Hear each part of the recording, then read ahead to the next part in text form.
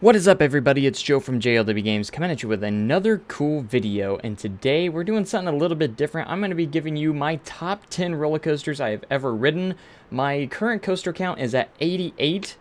So this is going to be my top 10 coasters that I have ridden. Again, there's a lot of coasters in the world that I have not been on that are some of the best in the world, but I have not gotten the chance to ride them. So with that being said, just kind of keep that in mind, and if you disagree with my list, that is absolutely okay. You guys are allowed to have your own opinions, and I am okay with that, and you should respect everyone else's opinion as well.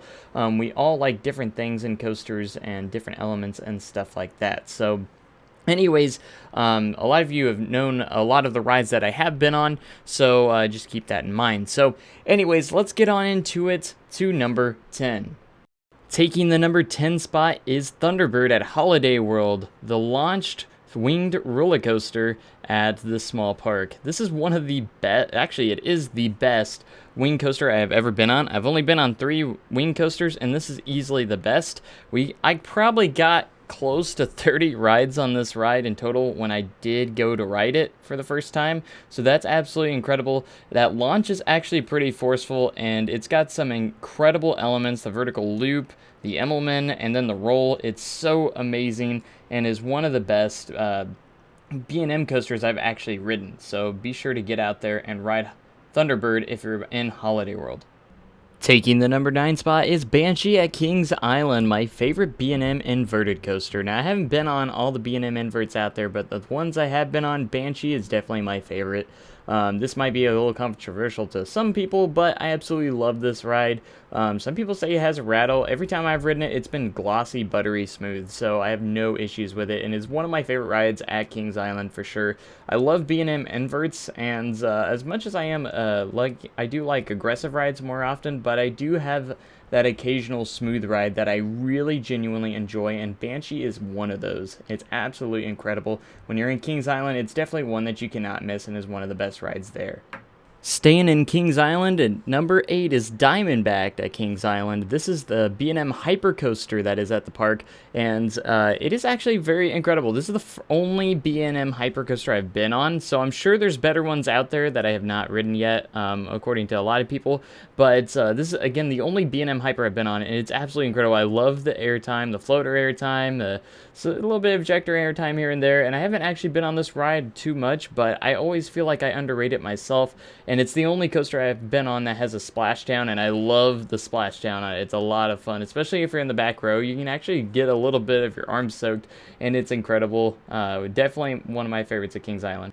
Number 7, we head to Dollywood for Mystery Mine. This is the only Gerstlauer Eurofighter I've ever been on, and it is easily one of my favorite coasters that I've ever ridden, and not because of essentially the layout and all the elements, but mostly because of the theming and everything around it. A lot of people don't like it because it's a little bit rough. I actually don't mind it too much, and that last part of the ride is absolutely incredible, and this ride at night is actually really, really cool. I actually got to experience it at night. As long as all the effects are working, it's actually easily one of my favorite rides at Dollywood. Actually, it is my second favorite ride at Dollywood. The other one actually we'll be getting into a little bit later, but easily one of my favorite coasters. Up next on number 6 is a ride that I have operated, Time Traveler at Silver Dollar City. This is one of the funnest rides that you'll ever ride in your lifetime. This is not a big stat machine. It doesn't go super fast, but it spins and has inversions and has launches, which is incredible. That 90-degree drop right out of the station, if you're there, you got to try it in the back, because that thing will swing you right over that drop, and it's absolutely incredible, and it is one of my favorite coasters actually that I've ever been on. Even though I've ridden it over 360 times, and it still is fun even after that many times. So make sure you stop by and ride this if you're in the area. At number 5, we're going to stay in the same park at Silver Dollar City with Outlaw Run, a ride that I know better than anybody else on this earth. So I've actually have operated this ride for about 6 years, or yeah, about 6 years now, and it's actually still holds up as one of my favorite coasters of all time, even though I've probably been on this thing thousands of times. And it's easily the best ride at Silver Dollar City, and who doesn't like a good, intense RMC? Even though it was the first ground-up RMC, it still packs a punch to this day. So if you're in Silver Dollar City, you cannot miss Outlaw Run. It's easily the best ride in the park if you like aggressive rides. If you like aggressive rides, you will love Outlaw Run because it is very awesome and intense. Sticking with wood coasters, in the number 4 position is the Voyage at Holiday World, one of my favorite wood coasters of all time. This is an incredible, exhilarating, and exhausting ride. This ride is super aggressive, which I love, and it has a lot of good intensity to it. It's super tall. It looks a lot taller than what you think it is, and the night ride on this thing is absolutely incredible. If you are in Holiday World and you have the opportunity to get a night ride on Voyage, be sure to do it. It is so worth it. This ride is hard to marathon because of how insane it is. So it is a long, fast, and exhilarating ride that is amazing.